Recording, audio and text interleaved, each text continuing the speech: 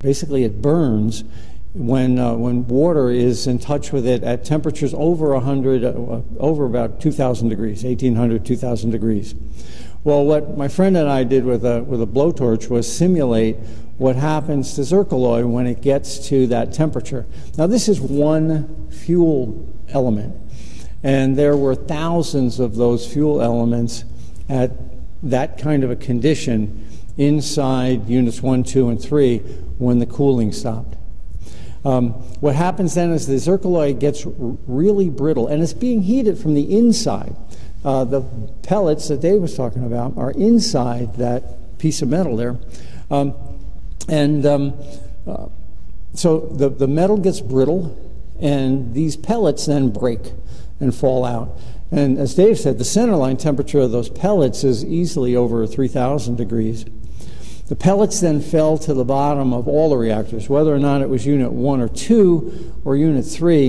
They wound up with this molten pile of pellets on the bottom. Well, there's water over top, and that was cooling the top of them, but in the center the water couldn't get to. And it easily got to 5,000 degrees and began to eat at the metal at the bottom of the nuclear reactor. We know now that all 3 nuclear reactors, this molten blob melted through about 8 inches of steel because the isolation condenser and the RCIC turbines failed. Now, what does that do? It creates a lot of hydrogen. In addition, so while the blob is going down, you've got all this hydrogen building up. And next slide. This is a camera that was mounted. They're units 2, 3, and 4. By the time this picture was taken, unit 1 had already exploded. And these pictures are at 1/300th of a second apart. So here we go. This is now you'll see on the 4th slide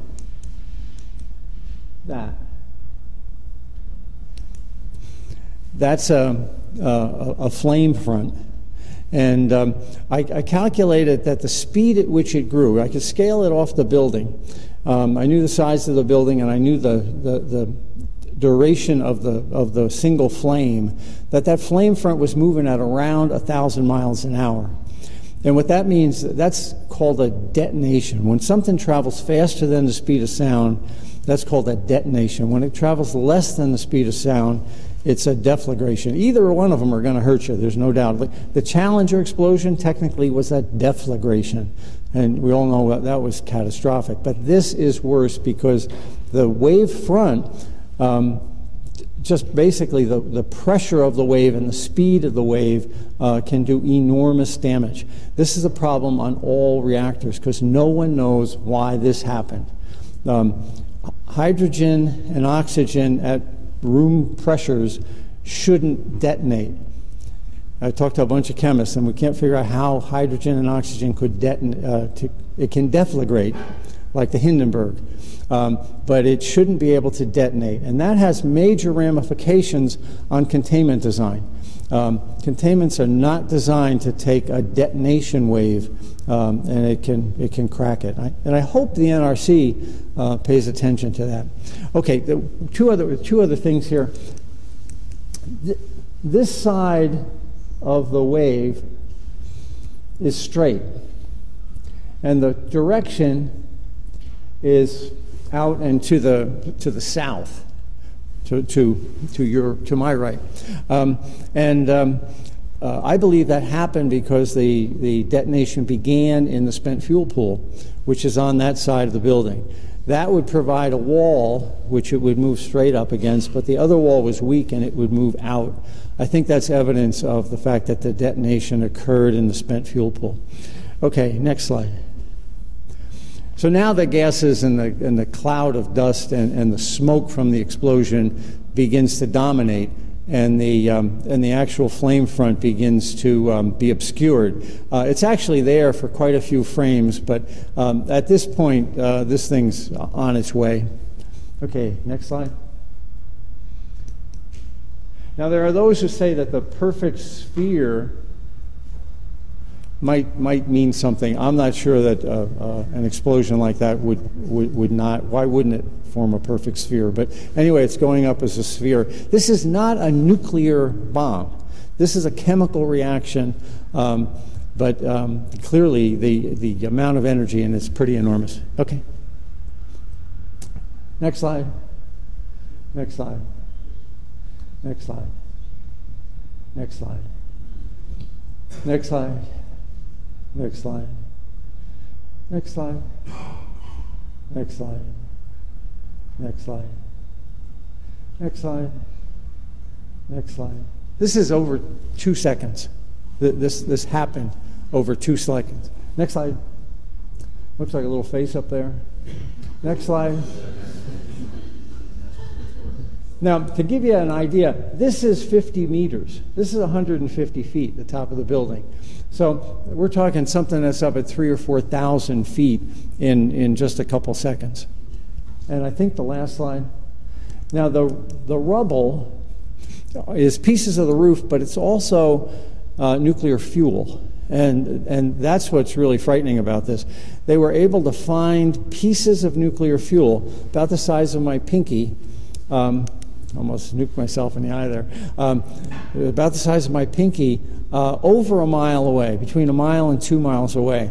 And I calculated again how much energy it would take to throw something like that in air, which would have some air resistance. And even if it was a perfect sphere, which had very little air resistance, it still would have had to be thrown at around 1,000 miles an hour, which again, it indicates that this was a detonation, not a deflagration. I think the nuclear industry is going to argue to downplay the significance of that, but the difference between a detonation and a deflagration is dramatic in containment design. Okay. Now, while that was dramatic, that was not what caused the Nuclear Regulatory Commission to evacuate out to 50 miles rather. They were concerned about the spent fuel pool, which would have been more catastrophic than that explosion had it ignited.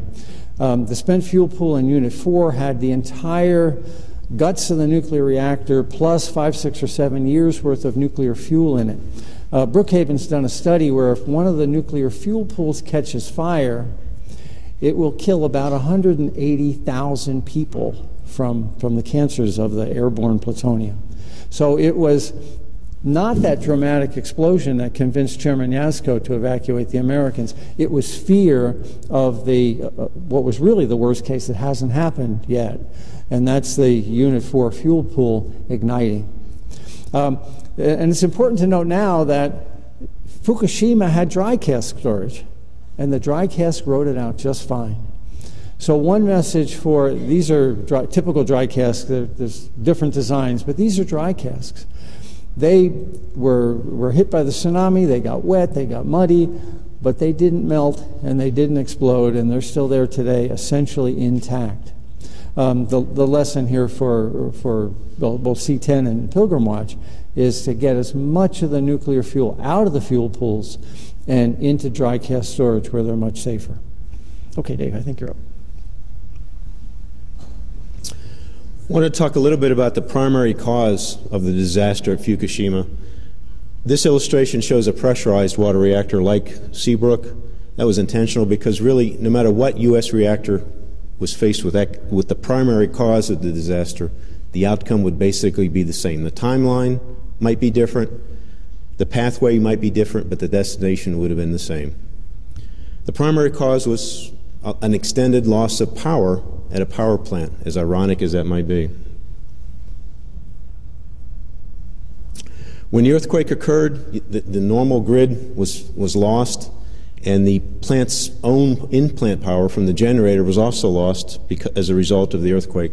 So the earthquake gave the plant its first strike. It lost its normal supply of the power for the plant.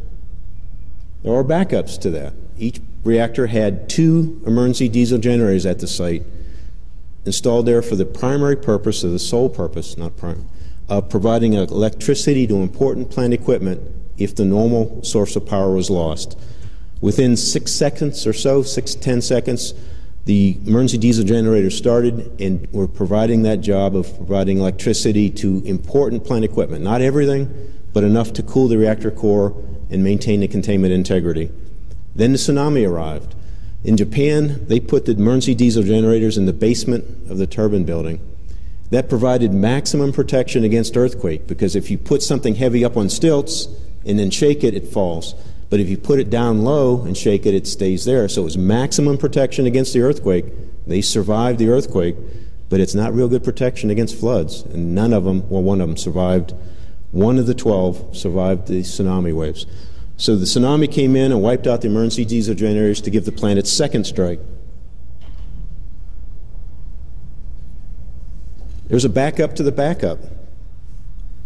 This plant, as almost all U.S. plants have, were banks of batteries that provide enough power for one safety system per reactor. In Japan, the battery banks were sized to last for 8 hours. In U.S. plants, most of our reactors are designed for 4 hours, so the chances of our reactors surviving better with half the capacity is probably slim. At some point during the accident, the batteries were depleted, giving the plant its third strike, and they weren't bowling, so it wasn't 10 strikes they're going for. It was more like baseball. They were out. This is a chart from an NRC study done years and years before Fukushima that shows what happens when you lose normal power supply, the backup power supply, and the batteries. And Fukushima was very courteous in following the timeline that had been established years and years ago. The green dotted line vertical is 4 hours. That's what U.S. plants have battery capacity for. The red dotted red line is 8 hours. At about 5 or 6 hours on this analysis, the batteries were gone. At that point, the water level started dropping. The core started heating up. At about 14 hours, 10 to 12 hours, the reactor core had melted, burned through the reactor vessel. A prediction, not a surprise. And a few hours after that, the containment failed. So you have everything bad that can go wrong was predicted to go wrong many, many years ago. Fukushima showed it 3 times that this analysis worked. The result, Unit 3 is on the left, Unit 4 is on the right. Doesn't really matter, you could swap them. It's not pretty either way. The building exploded. There wasn't even any, there may not have been any fuel in the Unit 4 core, but it blew up as well. Sympathy pains or something. So the reactor buildings are secondary containment, the last barrier between nasty radioactive stuff and the public, meaning there are no barriers left at Fukushima. This isn't my study, it's not Arnie's study, it's not Ralph Nader's study, it's not Helen Caldicott's study, it's the NRC study from August of 2003. They looked at what would happen at U.S. plants if there was an extended power outage. The NRC, not us. This is the table for pressurized water reactors like Seabrook. The third column over shows the chance of core meltdown due to an extended power outage. The second column shows the overall risk of meltdown for that reactor that's calculated by the plant's owner. Again, not me, not Arnie, not Greenpeace or anybody else.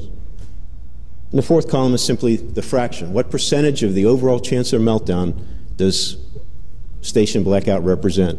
For many plants in the United States, it's a very large chance of meltdown if you lose power for that long. And that's even for plants that aren't on the coast. So it doesn't take a tsunami to knock out the emergency diesel generators at the plants in Illinois. For Seabrook, 22% chance of meltdown by an extended power outage, according to the NRC and the plant's owner. They haven't been saying that very loudly since Fukushima for some reason. This table also shows the battery capacity for U.S. reactors.